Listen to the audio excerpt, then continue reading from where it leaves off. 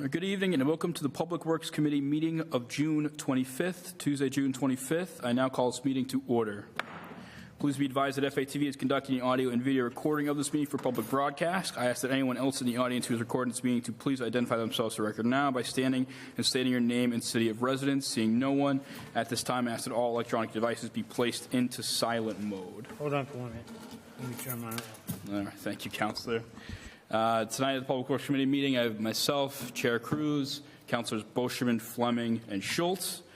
We're going to get right to the agenda here. The first item on our agenda is to vote to approve the minutes from the previous meeting of March 26, 2024. Do I have a motion? Motion to accept the minutes. I second.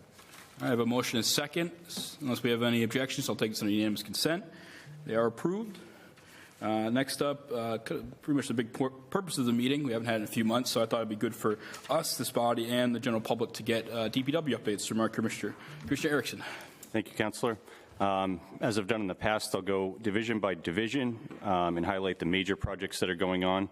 Don't want to get too far into the weeds, but if you have any questions, just stop me as we're going along, and I'm happy to answer them. So we'll start with the water division. You've probably seen that we've got a water main contractor out on Boulder Drive doing the Boulder Drive and side streets water main replacement project. They're working on Newton Place, Putnam, and I think that's the extent of the side streets out there. So they're planning to continue work with the intent of wrapping up by the end of this construction season, so roughly December 2024. We're also going out to bid later this year for the Main Street water main replacement project, and that'll be the Upper Common moving east towards Morin Square. Depending on where bid prices come in, we may or may not include the Morin Square section, but that all depends on what we get for bid prices. We have a certain pot of money to work with, and that's the ARPA money that the city gave to the water division for that project. And then we also are wrapping up the SCADA project. SCADA stands for Supervisory Control and Data Acquisition System, and that's an upgrade project for the two treatment plants and all the remote sites throughout the water supply and distribution system.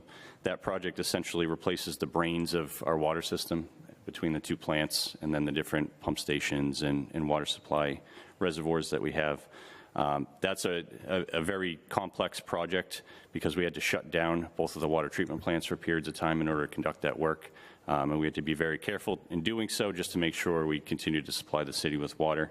So we're very happy that that project's nearly complete. That's been in the works for many, many years. I started in 2016 and we started talking about that project then. So here we are almost 10 years later and it's finally almost complete. So I'm very happy to cross that off our to-do list. So any questions on the water division projects before I move along? Paul? Questions from councillors? Nope. Go ahead. What are we doing on Main Street in front of Blossom Street? So that's a tie-in for one of the buildings there. I believe they're currently serviced off of Boulder Drive. So we're trying to figure out how to, or actually I take that back. I think they're serviced off of Mill Street and we're trying to tie them into Main Street so that we can abandon the water main that's on Mill Street. As you know, Mill Street was given up by the city years and years ago, so we don't own that. It's a pedestrian walkway. It's really not ideal to have a water main underneath that section of a sidewalk there. So our plan is to abandon that section of Main and keep the supply mains confined to Main Street and Boulder Drive. So if we need to excavate because of a break or what have you, we're not stuck trying to excavate in the middle of Mill Street between those buildings in a very narrow pedestrian area. Okay. So what happened on Thursday of last week is the contractor was digging for that tie-in. They were doing a tapping sleeve and valve, and they hit a 2-inch service that wasn't marked out, wasn't shown on any plans. We didn't know it existed. And it took us a little while to isolate that and shut the water main down so that we could repair the line that the contractor ripped out. So it's about 1,000 gallons a minute coming out of the ground. As you know, it was really hot Thursday, so the crews were running around like crazy. One of our water division staff actually had to go to the hospital because of heat exhaustion, so that was a tough morning for us. But we isolated it, they fixed the issue. They've still got to do some repair work to that island over there, which they plan to do ahead of Civic Days coming up next week. And my final question, and I'll get it for. We read a lot about PFAB in the water and everything else. PFAB. PFAS. getting ready for that, when the government starts cracking down and saying lower the standards and everything else? We are. So we've been conducting testing as required by the DEP. Right now, we're well below the contaminant limits that are in effect. The future anticipated contaminant limits are set at 4 parts per trillion, which is an incredibly small amount. One of our water supply reservoirs tested at just over 4 parts per trillion, and I believe there's 5 years to get down to that level that we have. So we're working through an assessment at the regional plant to figure out all the different upgrades that we need, because that plant's getting towards the end of its not service life, but it's about 22 years old, and it's starting to show its age and need some upgrades. So that plant was designed with the anticipation of potentially needing to add a carbon treatment train. So it's set up to add treatment for PFAS, essentially. And that's one of the things that we were looking at as part of that assessment is the feasibility of that, the anticipated cost, how it might exactly be done. And that would be the plan to address PFAS coming out of that water supply over there.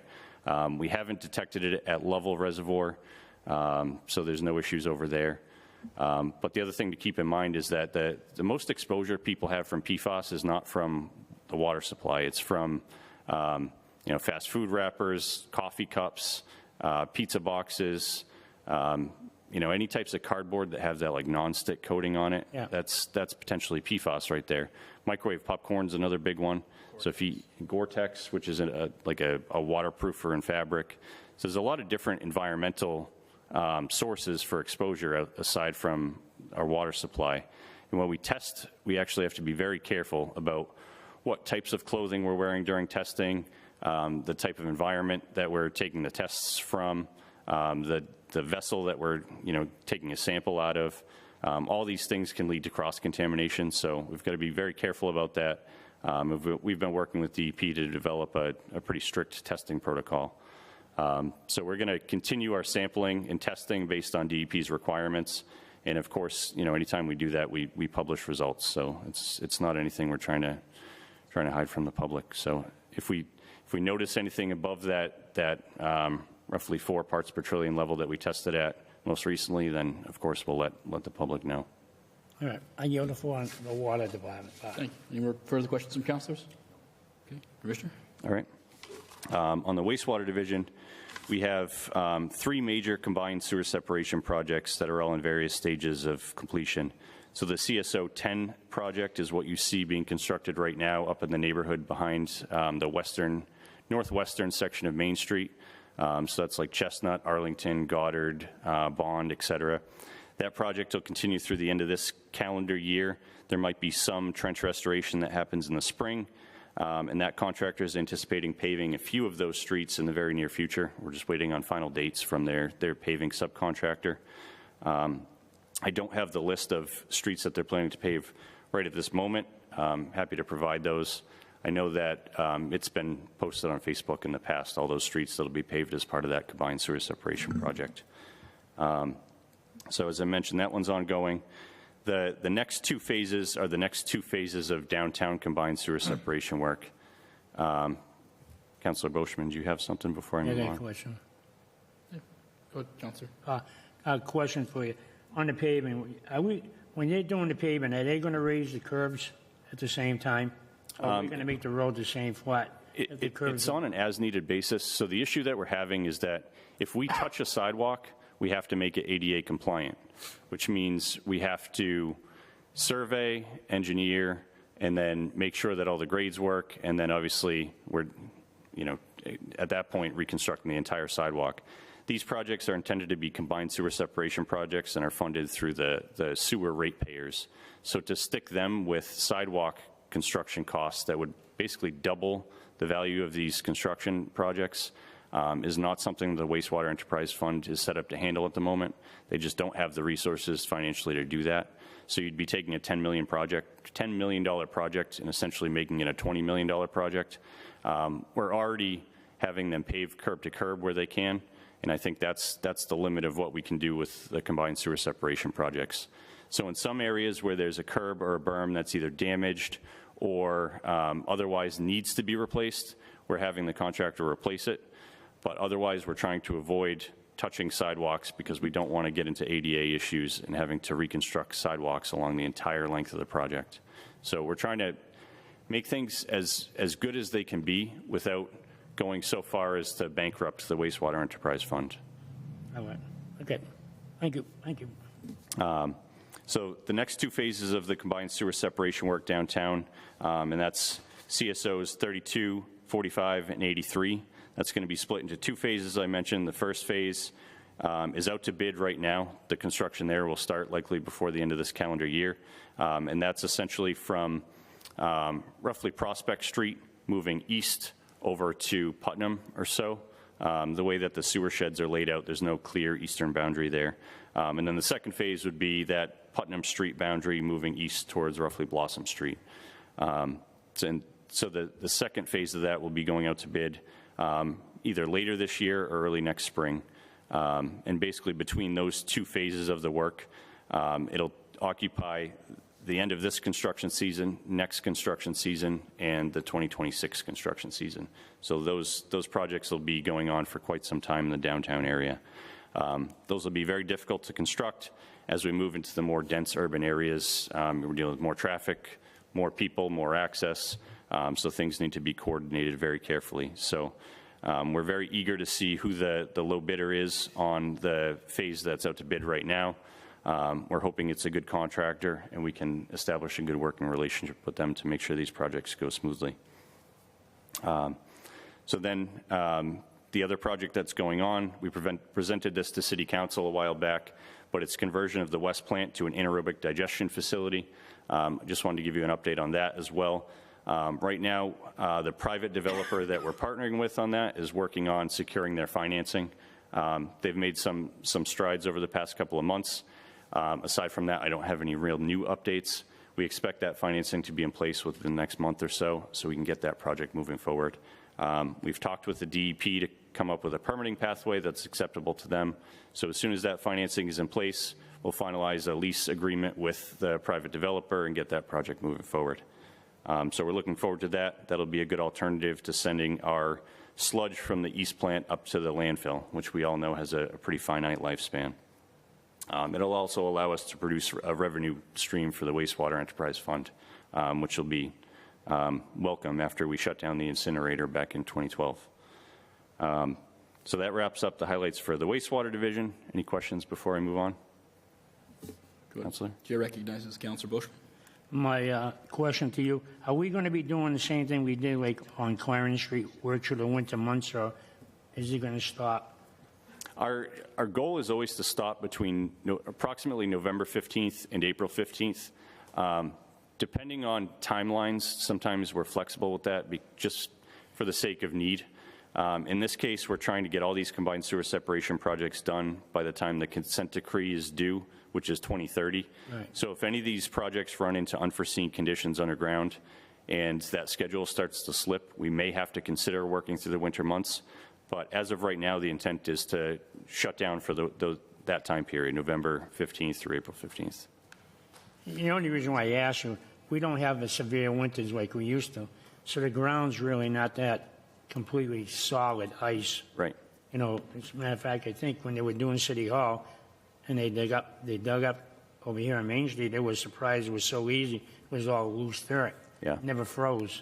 One of the issues that we have with contractors working during that winter period is one, what happens when a snowstorm comes and there's like road plates out. You can't have road plates out when you're trying to plow because, obviously that creates an issue. Could damage plows, could damage, motorists, et cetera. And then usually the local asphalt plant is shut down. So in order to supply asphalt, get asphalt, we would need to go to Drake It, which is the closest plant that's open during the winter months. So that extra trucking adds up to money. So if we're paying a contractor to do work and install pavement, then we're paying them to truck that extra distance. We're paying winter mix prices, so there's a little bit of a cost to doing work in the winter too. Okay. Yeah. And then you have daylight issues too. The days are just shorter. Chair recognizes the gentleman from Ward 1.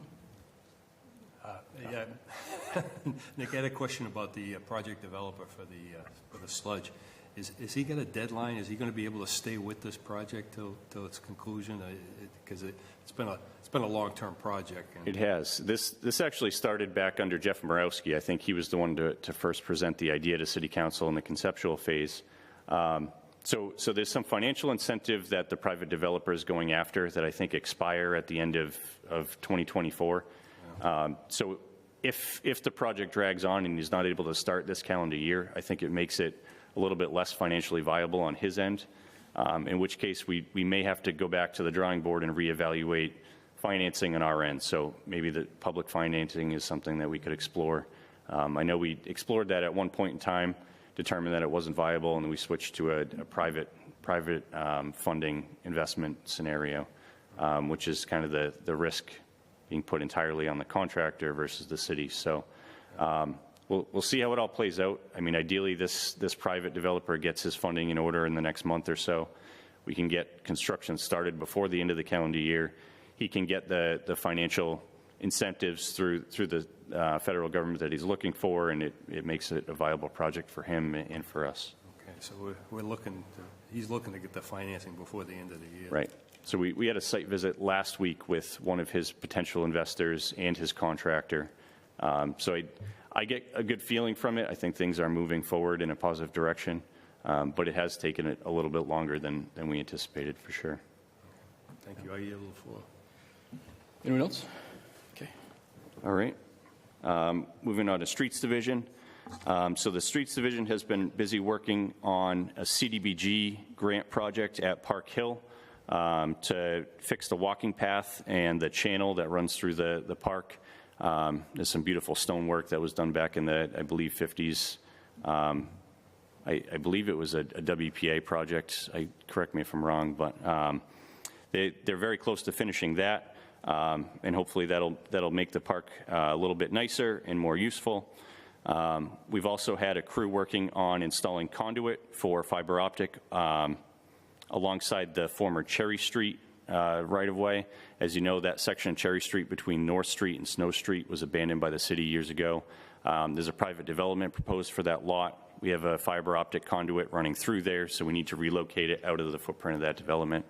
So IT secured some ARPA funding, I believe, hired a survey contractor to put together an easement plan. And so the last step is for DPW to install that fiber conduit so that IT can pull the existing fiber and then reroute it through the new conduit. So our guys are working on getting that installed, and our hope is to complete that within the next couple of weeks. Street sweeping throughout the city is completed. If there's any areas that need to be touched up, or people missed the opportunity to sweep their driveways, sidewalks, and get it into the street, please submit a C-Click fix, and we'll get a sweeper back out there. We're still sending a sweeper out on a regular basis throughout the summer, and then we'll have to sweep the city again in the fall.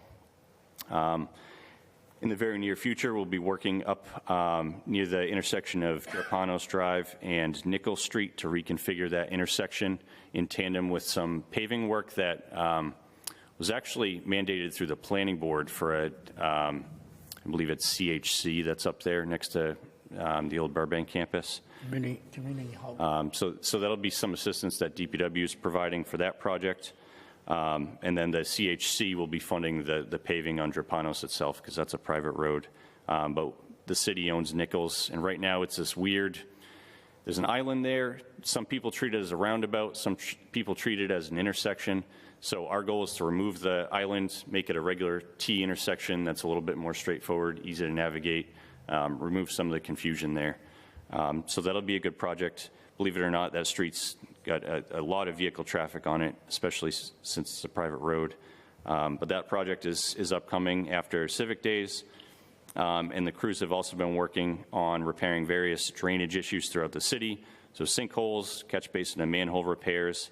And there's some drainage work on Princeton Road that we need to get done ahead of Mass DOT coming in to do paving work. Right over by the West Plant, you probably noticed a bunch of water issues along the shoulder of the road there. Seems like it's always wet. So we're working to fix the drainage system that was installed there back in the, I think, 70s. And then we've also been working on brush clearing throughout the city. You know, it's mid-June. Brush grows like crazy, especially every time we get a decent stretch of rain. So We continue to get plenty of C-Click Fix alerts on that, and we're trying to tackle those as staff ability allows. Any questions before I move on from Streets Division? Questions from committee members? Does this include the trees? I know you were going to give us an update on before the end of the fiscal year, because you were waiting for an invoice from the contractor. Oh, yes. So we do have some funding remaining in that budget. The goal is to try to get our new tree contractor out to at least finish a few of the items outstanding that we weren't able to have our last contractor complete. So there's some stump grindings on Milk Street, some stump grinding on Elm Street, and a couple of other C-Click Fix requests that have come through for tree I was work. thinking of Water Street, where the gentleman had a tree fall on his house there. Yep. We had a couple, that's Lancaster Street, I guess. Lancaster Street, yep, that one's on our to-do list too. So we put out a solicitation for a new tree contract because our old one had expired. Mark Flagg was the former contract holder. He did not bid again this time, but we had a company out of Acton called ArborWorks bid it. Their bid prices were essentially the same as Mark Flagg, so we're happy to see that. My understanding is we're waiting on them to sign the contract right now, and as soon as they sign that contract, we can get moving with assigning them work under that scope. And like I said, we do have a little bit of budget remaining in our tree budget after Mark Flagg's invoices were pulled out of there. We're running out of time for this fiscal year. We are running out of time for this fiscal year. I'll have to check and see where that contract stands. I saw a DocuSign come through last week, so it may have been completed. I signed off on my piece. I'm not sure who was next on that signature train. What's that? Oh, and we have the tree warden here, too. Do you know where that tree contract stands? Have you heard any updates? What's that? Okay. Okay, thanks. So we were supposed to have a call with purchasing today to discuss a lot of this stuff, but we had another meeting from Department of Labor Safety that ran a little bit long, so we had to postpone that. So we're meeting with her Thursday, so I'll check in on the status of that when I meet with Mayor Delaney on Thursday. Sounds good. Thank you. Councilor Boishman. Nick, I noticed that when Unitil goes around, they start cutting trees down. Their new gig is to leave half a stub up. As a matter of fact, I've been talking to the tree warden about the one I'm talking about is Madison Street. Half the trees there, it's all rotted. How come we're not going after them to have them cut it down completely? They're right there. That's a good question. I would prefer them to cut it off down at the base, too. Let me follow up with Unitil's arborist and see if we can change that policy of theirs. Because I don't like looking at those, stumps that stick 10 feet out of the ground either. I think it doesn't make sense. We should just cut it all down if we're removing the tree. Yeah, they did a lot on Pratt Road, and they left a lot of the stubs on. As a matter of fact, what's his name? I think it's John Napoli. I think it's John Napoli from Unitil. Is it John Napoli? John Napoli's like the municipal services representative, so we talk with John a lot. The arborist is someone else, though, a man by the name of Dave Clapham, I believe. Because I put a petition in where we wanted him, once they cut the trees down, to go back and take the stub grinding thing. But he told us that it was going to be costing way too much money to do that. And now their new gig is to leave an ugly twig up there just standing there so they don't have to take it down. And Yeah. I think we ought to do something about it. I really do. If they're right there, they might as well take the whole thing down. Now you got to go back over their track and cut that tree. Typically with our tree contract, it's actually written in, the language is the contractor, like ArborWorks per se, will grind the stump and the streets department will clean up after them. So I don't know if with Unitil, if that's the same approach, that if they grind it, then the streets will go by and sweep up the chippings and do any landscape work or whatever, so. I can honestly tell you, I don't think that's true. I don't think they do any of the grinding. I think we. No, I'm saying that's the language that's in the current contract now, the one that ArborWorks signed. Oh, okay. Yeah, right. I'll check with Unitil and see if we can get them to take those out instead of leaving them. Okay. On a similar note, as on the topic, regarding poles, I noticed they leave a certain amount of decommissioned poles just sort of standing up and put in a new one right next to it. We've got quite a few of those around the city. What is our avenue to get those taken out? So that actually we can't blame on Unitil. Typically, Unitil owns the wires that are on the top, and then the bottom 2/3 are communications. And it's usually those communication companies that are the last to move their wires to the new pole. So Unitil usually comes in, sets the new pole, relocates their wires, and then they leave that second old pole there until communications swaps all their stuff over. We have a heck of a time trying to get Verizon and Comcast to come in and do those changeovers. I'm not sure what the issue is. I'm not sure of a way to get them to speed that up, but that's been a problem around the city for years and years, and I've seen that problem elsewhere when I was in private consulting before I came to Fitchburg. But that's definitely an issue that communication companies have, is making those changeovers timely. I have a couple of contacts at Comcast. I don't have good contacts with Verizon, but I can reach out to whoever I can find and see if we can get some traction on those. It would be nice if we knew the mechanism that we could, at least as counselors, go through. We always talk about our long laundry list of things, so it would be good to have a mechanism to do that as well. Any more questions from counselors? I think what we ought to do is put a petition and start finding them. If you find Unitil, Unitil will go after them. Seriously. Really, because Verizon, if you recall right, Nick, Summer Street, when they did Summer Street, what held up the whole project, when they did Summer Street over, but Verizon took a long, long time to come and move the telephone poles into the proper location on the sidewalks. Yeah. It took over a year. I think it took a couple of years, if I'm not mistaken. Yeah, and I don't think Unitil has any mechanism or teeth to force the communications companies to come in and transfer over their wires. They just don't have any control over that because they're separate companies, separate entities. Some of the poles are even owned by Verizon straight out. Right. So I think if we're looking to change that, we might have to tweak something in our city ordinances that basically says, if a new pole's erected, all wires shall be switched over within X amount of time. And that way, we as a city could take some legal action against some of these companies.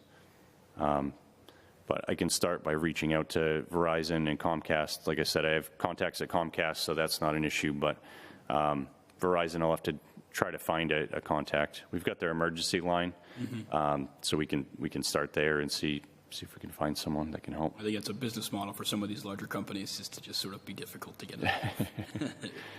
I agree. Any more questions from councilors before Commissioner Erickson moves on? All right. So next we have cemetery division. So really there's two major projects happening there. One is the Memorial Gardens expansion, which you've seen a little bit of work done here and there over the past couple of years. So that's over by Memorial Middle School, where we built the wall, made the new pathways. So the last step there is to pave those pathways, and that section will be completed.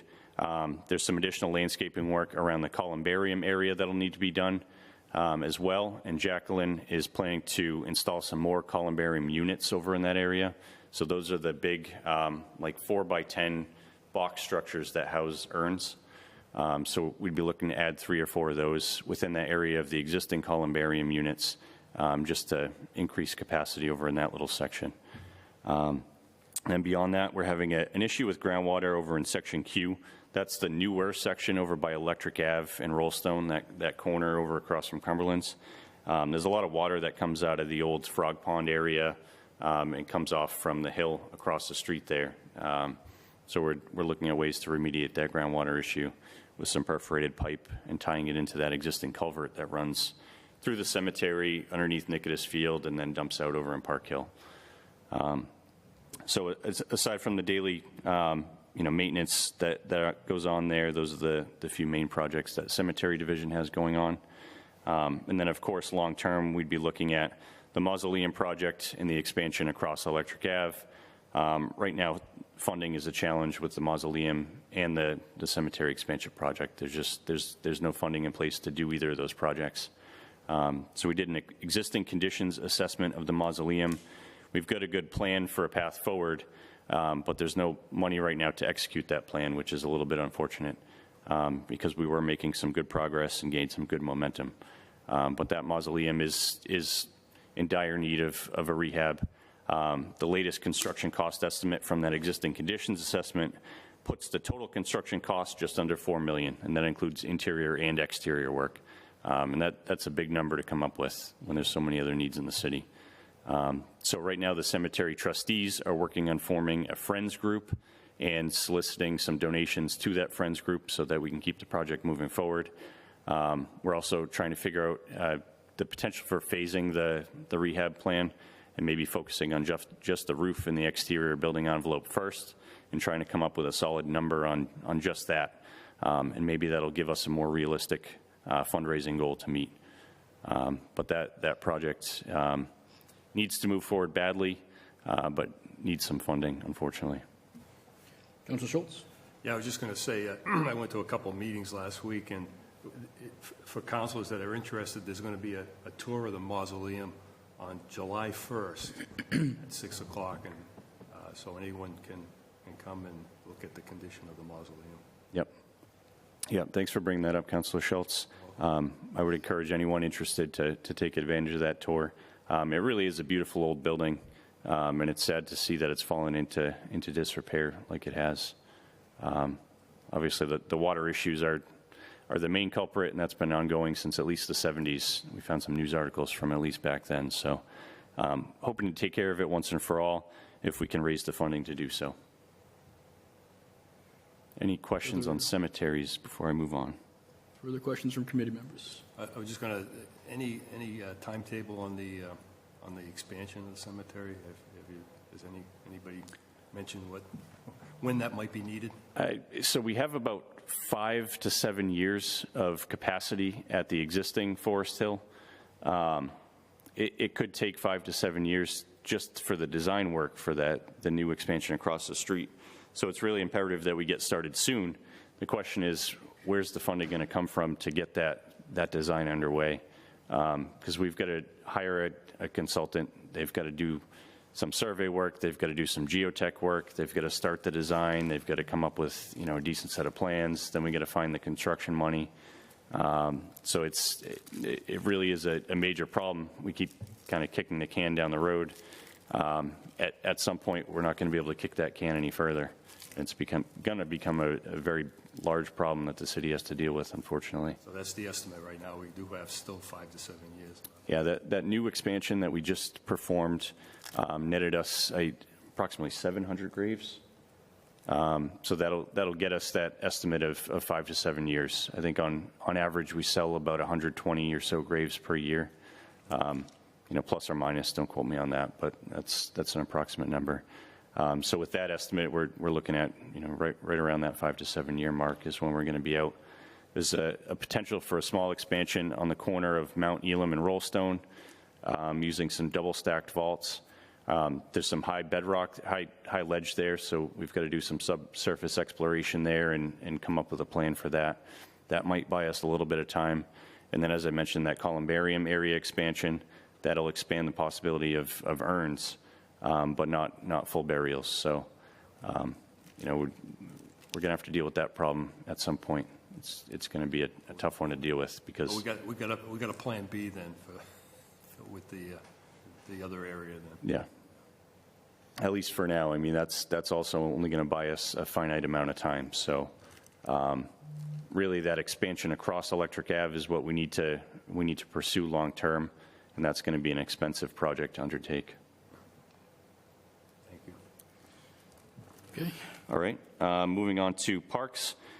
So the main focus for the park staff right now has been getting the pool open and the splash parks open and running. The pool was inspected today by the health department, and we've got the all clear to open that up, so that will be opening on time. And many thanks go out to our Parks Division staff and our Director of Parks and Recreation, who's here behind me today. The gentleman who inspected the pool this afternoon said it was the cleanest and best looking he's ever seen it. So that's just a testament to the hard work that our staff did this year to get it up and running. As you know, that pool's old. I believe it was installed in 1996. So it's well over 20 years old. Each year it leaks like a sieve, so we've got to patch it up, we've got to paint it, then we've got to fill it, we've got to adjust the water pH and chemicals, we've got to get the pumps running. We've got to get the pool house open and cleaned and running and painted. So there's a lot of work that goes into it. Right now, we're down to 3 park staff. We were down to 2 park staff a couple of weeks ago, just due to some medical situations. So it's amazing what those 3 guys really can get done. So they've been focusing on pool and splash parks. Park Hill Splash Park will be open. The issue there is the controller needs to be replaced. Controller costs like $6,000 from what I understand, and that's been ordered or will be ordered soon. We're going to run it in manual mode for right now. Yep. Everyone? Yeah, please, yes. Thank you. Hi, thank you, councilors. James Bonald, Director of Parks and Recreation. Just to piggyback and not to interrupt Commissioner Erickson, we did the splash pad controller at Park Hill was over 10 years old. I think it was actually like 13. We had the company come out and inspect it, and it no longer even turns on. So basically what that controller does, it actually controls the features and allows certain pressure through the different features so they go off at different times. Without that controller, we're able to turn on some features manually, which will start happening tomorrow. I just met with the staff today and showed them how to turn it on manually, so there will be some features there. The controller was ordered, had a 4 to 6 week lead time. We anticipate the delivery to either be at the end of this week or early next week.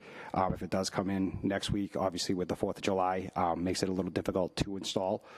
So we plan on installing it shortly thereafter, the following week, to get all the features up and going. Thank you. Any questions for Director Bono? Thank you. Nothing. I'm paying attention to what you're saying. Thank you. Park staff have also been busy getting all the irrigation systems up at the parks up and running, and then obviously doing the mowing and regular park maintenance. So again, it's amazing what they can accomplish with only 3 guys. They've got some summer help this year, which is a welcome addition. That'll let them get a few more things done in a more timely fashion. So again, I think James is doing a fantastic job, so many thanks go to him. And last but not least, Engineering Division. Engineering Division is busy working on contracts. Right now we are down a civil engineer, and the civil engineer is the person who primarily works on putting together those contracts. That includes all of our paving contracts, sidewalk contracts, et cetera. So right now the priorities are to get Clarendon Street and the on-call paving bids out, along with the sidewalk contract for a grant-funded sidewalk project on Franklin Road. We just got a catch basin cleaning contract out, a pavement preservation contract out. As I mentioned, we renewed our tree contract. And like I said, there'll be others forthcoming, Clarendon Street and the on-call paving, sidewalk, et cetera. And we're working to get those out as quickly as possible. But we do need a civil engineer. Does anyone in the audience watching this? I'm not hopeful, but welcome all applicants. Our ideal candidate is someone that has worked for a few years in the private sector, like a 5 to 7 year experience type guy, someone that has their EIT, that's an engineer in training certificate, and is on the track to obtain their professional engineering license. It would really help to have that type of person on staff so that they can work on these contracts, because at the end of the day, these contracts are legal documents, and what it says in that contract is what the contractor is going to do. And if we're not very careful about what we put in that contract, we get shoddy work, difficult to work with contractors, et cetera. So it's critical that we hire someone that certainly has experience and knows what they're doing. So if anyone out there is watching that's a civil engineer and is interested, please submit your application to HR. Councilor Bushman? Did I hear you say we're going to farm out catch basin cleaning them? So we put out a contract for catch basin cleaning, and that's primarily going to be using the funding we received from the July 16th storm to try to get all of our catch basins in the city cleaned at once, so we kind of get a reset back to zero. It's not anticipated that we're going to do this every year, but once we're reset back to zero, we're hoping that we get it to a level that's manageable with our in-house staff, where we can send out a catch basin cleaner, daily throughout the summer and get caught back up with all the stuff that creeps up.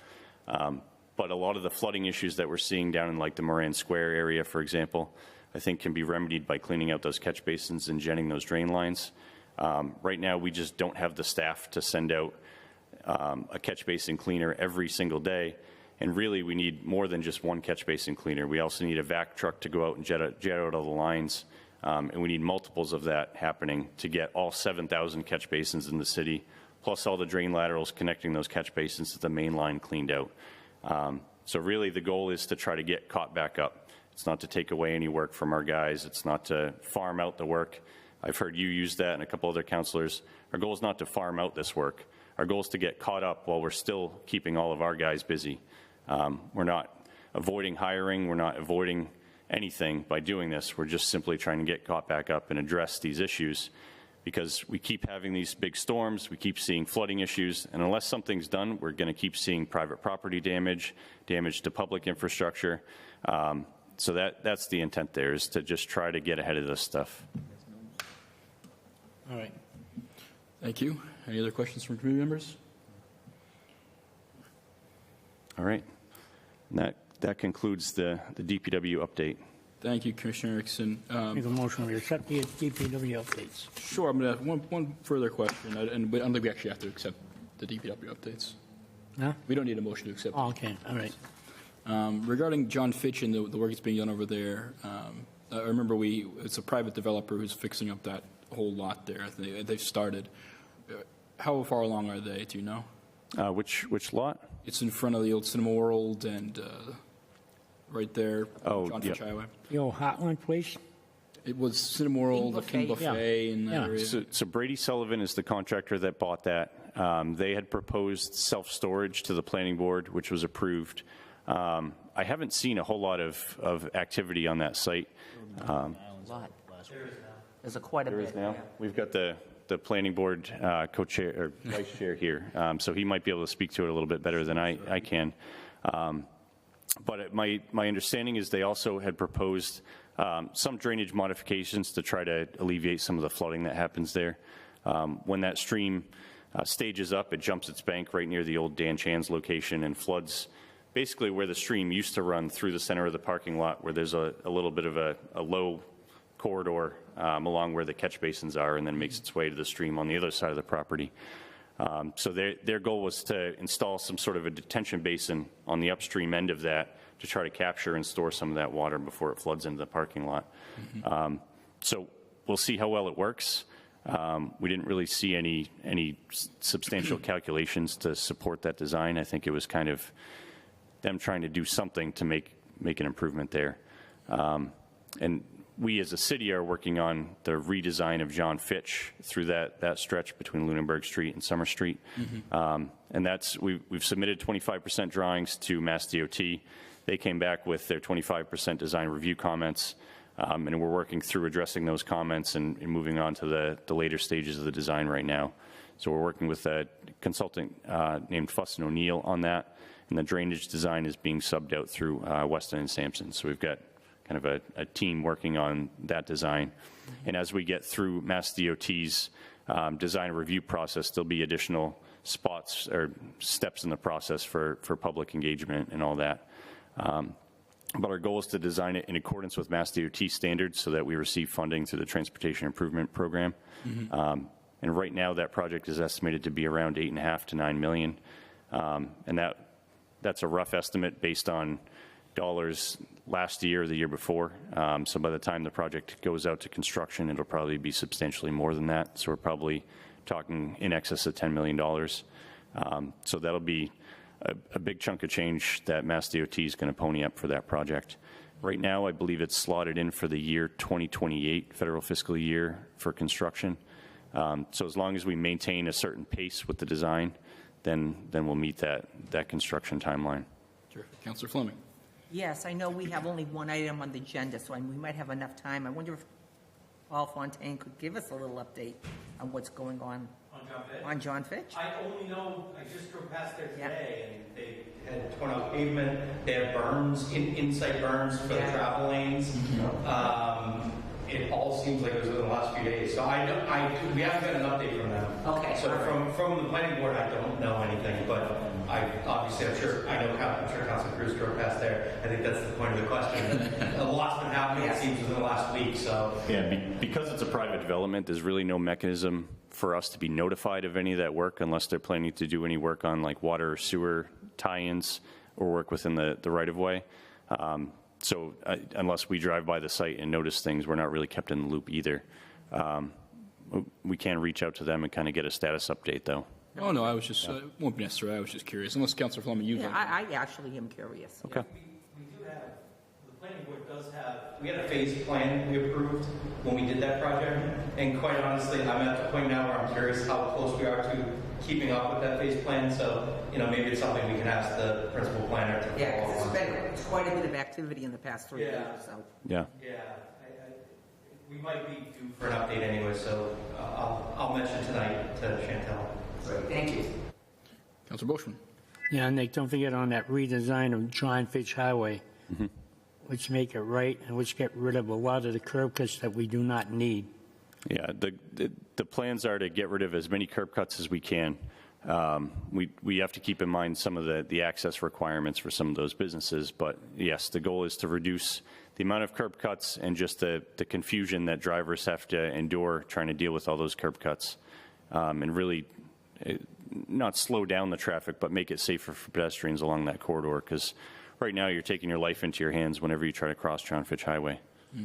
And the other thing I want to tell you, the middle lane, try to redesign that right, because they're coming from Summer Street all the way up the middle lane to go to Lunenburg Street. Then they get in the right lane because they want to go down to head towards New Hampshire. So they take it, and then they put the blinker on, they stop everybody going to the right lane. Yeah, It's crazy. I mean, right off the bat, the goal was to eliminate that center lane and come up with alternatives. And if you reduce some of those curb cuts, you can actually accomplish that. And then our hope is to also add that right-hand turn slip lane into the intersection with Lunenburg Street. Oh, good. 'Cause you know how the traffic backs up there Yeah. because there's not enough room for that right lane to get by. I yield the floor because they want to get done too. Okay. And we'll move right along then, Councilor. Right on to our petitions for review. Thank you, Commissioner Erickson, for the update. I will start with number 1, 091-24, City Councilor Bernie Schultz on behalf of Milk Street residents to connect existing sections of sidewalk on one side of Milk Street from the corner of Electric Ave to Ellis Street. Sidewalk side to be chosen by Department of Public Works to help school children walking to the bus stop at the corner of Electric Avenue and Milk Street. Commissioner Erickson. So Jeff and I discussed this today. Jeff went out in the field, and he's going to share his findings with you all. Good afternoon, councilors. So as we understand that the importance of the sidewalk to be used by the patrons, children, pedestrians and whatnot, Nick and I had looked at this, we discussed it, and we decided that our recommendation for this is no, we don't feel that the sidewalk here is a good idea. I have a list of items that I'd like to share with you guys for reasoning why, and this is both for the east side and the west side, broken up in two different sections of the street, of Milk Street itself. On the east side, there's existing trees and stumps alongside the edge of the right-of-way that we'd have to remove and take out in order to meet the ADA requirements, which are 3 feet minimum, but they're actually updating the standards to consider 4 feet minimums. We'd have to, with that said, we'd have to revise, require disturbing and taking reconstruction of existing residents' landscapes, front lawns, trees, bushes, and whatnot. We'd have to remove them and reset them. The property at 524 will actually require us to remove a 36-inch tree. Due to the installation of the sidewalk, we'd actually rip out part of the root structure, and thus that we'd have to remove the tree. The tree actually is a healthy tree, and it's on the resident's property. It's not on the city right away. The property at 508 Milk Street would actually require us to, in order to put the sidewalk in, we would ultimately shorten her driveway, or it's their driveway, and because of that, when they go to park their car, they would actually be parking on the sidewalk, which I could see leading to issues with respect to people, other patrons, constituents complaining that technically the car is blocking the sidewalk. At 476, it would require us to take a set of existing privacy bushes that are 6 feet tall and push them back. Thus, then, if we remove them out, they may not regrow. We might have to actually produce new trees. Trees of that nature and health, I guess, existence could cost a decent amount of money to find and get and put back in. So we'd have to push those trees back to the existing, or what would be the property line, to be able to make us have the adequate spacing for the sidewalk. For the west side, there's several locations that have existing retaining walls and rock walls that are actually would be in the sidewalk right away. So we'd actually have to remove those, reset them, and push them back in order to make the adequate 3-foot and 4-foot requirements. There is several utility poles that would need to be either altered and or removed to meet these requirements, along with the retaining walls and rock walls.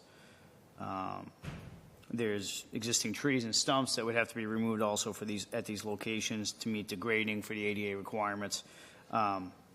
Outside of the work itself, I think it's, respectively, it exceeds the amount of work, what DPW can handle. And if we move forward with putting in the sidewalk, we would have to push it out to a third-party bid with a contract and give it to a contractor to do the work. So that's our findings. That's where we stand on it. Thank you very much. Thank you. Thoughts from committee members? Make a motion, we withdraw. Well, I just wanted to ask a question. Now, we had talked about this, Nick, about, I think it was the east side, the west side wasn't even viable, right? Yeah, so the west side definitely has, as Jeff mentioned, the retaining walls and utility poles to kind of make it not a viable option. Yeah. And then along the northern half of the road, or northern half of the proposed sidewalk area, the road actually shifts within the right-of-way over to the west side, and it's really close to that western property boundary.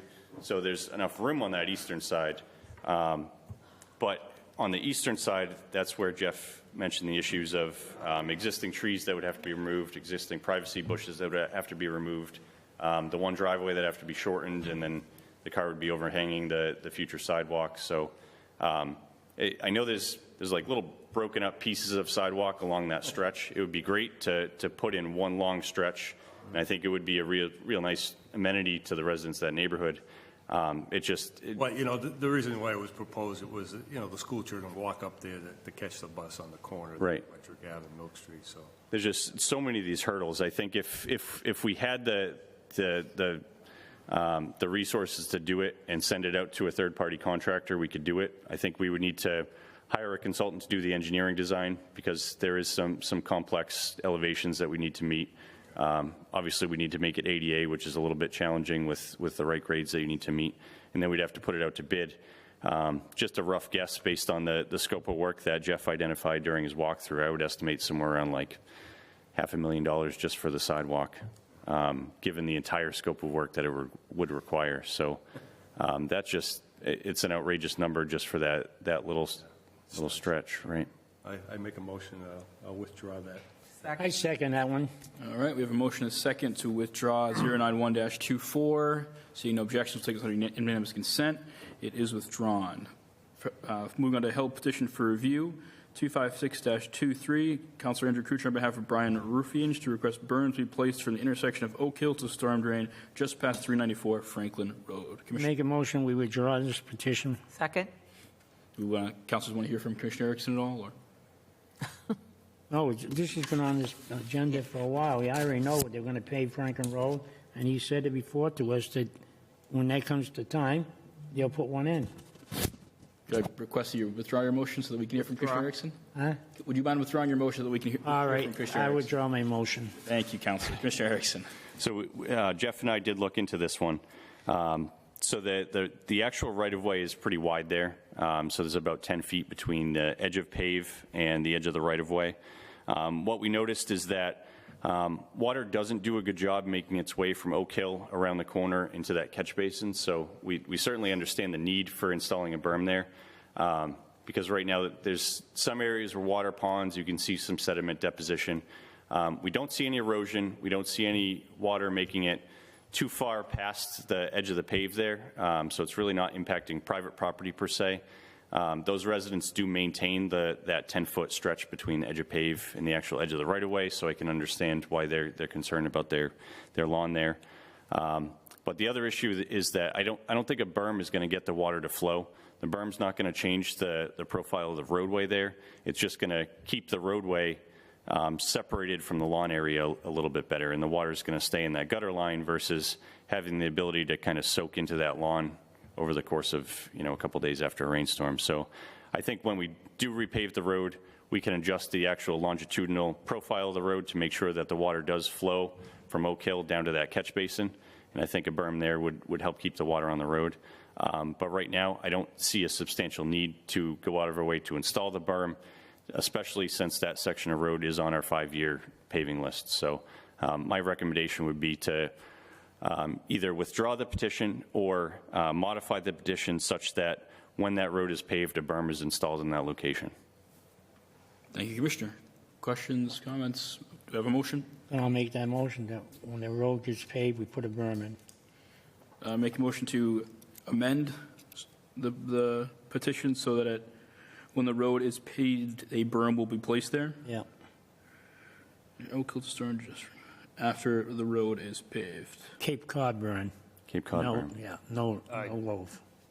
Councilor Cruz, I believe second that. he was looking to have the berm placed when we pave it. Typically, they do it while they're paving. They Okay, can while walk the it road in. is paved, thank you. Yep. When the road is paved. All right, so the new motion will be, new petition is Councilor Kuchar on behalf of Brian Rufian to request a berm be placed from the intersection of Oak Hill to storm drain just past 394 Franklin when the road is paved. That's right. Okay, I have a motion and a second. And so seeing we have unanimous consent, no objections. Do I have a motion to approve as amended? Make that A motion? second. I have a motion and a second to approve 256-23 as amended. Seeing no objections, takes under unanimous consent. It is approved as amended. Make a motion, we adjourn. That concludes our agenda for this meeting. The next regular meeting will be next 23rd or 30th. I don't have it in front of me, but I have a motion and a second to adjourn. Seeing no objection, it'll take under unanimous consent. We are adjourned. Thank you.